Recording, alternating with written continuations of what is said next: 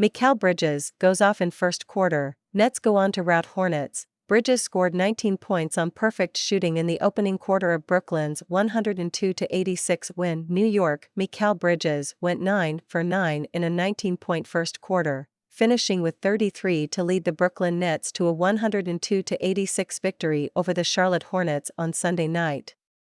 2 nights after coming from 28 down to beat Boston in the biggest comeback in the NBA this season, the Nets led by as much as 37 after Bridges' fast start in the highest-scoring quarter of his career. "My teammates just kind of found me," said Bridges, who for the first time in this career has had consecutive 30-point games. "As I kept making shots, they just kept looking for me, coach drawing up plays." Bridges didn't attempt a shot in the second quarter but did make a pair of free throws. His first miss of the night, a three-pointer from the right wing, came in the opening seconds of the third quarter. "He's hitting everything right now." pic.twitter.com/p9hviransai Spencer Dinwiddie added 24 points for the Nets, who have won 2 straight. Cam Johnson chipped in 11 points and 10 rebounds, while Joe Harris had 12 points. "Just a character test for us," said Brooklyn coach Jacque Vaughn. "As easily as a game where we come off a big win against Boston, you come home. Are you going to be relaxed? Are you going to be detailed into doing responsibility and taking care of our jobs tonight? Give our guys credit, we were locked in from the beginning, our approach was great, our attention to detail was great, and we definitely got rewarded by playing well." Kelly Oubre Jr. had 17 points and Mark Williams added 10 points and 14 rebounds for the Hornets, who have lost 3 consecutive games. "For the most part, these guys have handled an incredible amount of bad luck and adversity all year," Hornets coach Steve Clifford said. "We played really hard. Our effort and energy have been the best things that we've done. Tonight was not the case." Charlotte trailed by as many as 37 in the third quarter before going on a 22-2 run which spanned the final 3 minutes of the period and the first 2 of the final quarter.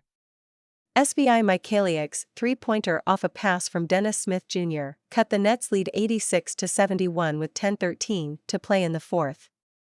"You've got to get more stops and get more possessions," Oubre said. "Doing the dirty work, limit the offensive team to just one shot."